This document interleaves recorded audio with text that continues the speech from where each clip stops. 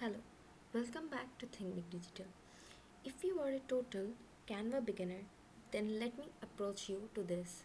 Canva is a design tool for creating graphics, presentations, and social media posts and stuffs like that.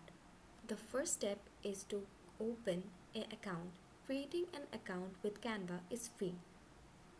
There are three types of Canva accounts.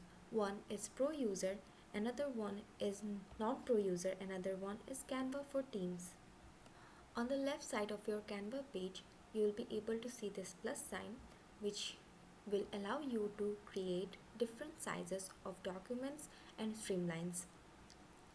You can find specific dimensions, or you can also customize your size by clicking custom size.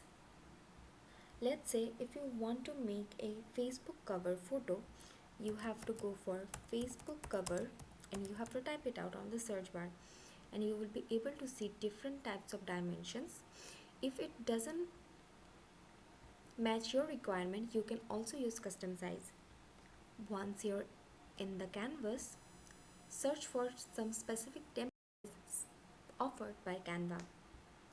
Once your Canva is on, just go for any type of template that is created here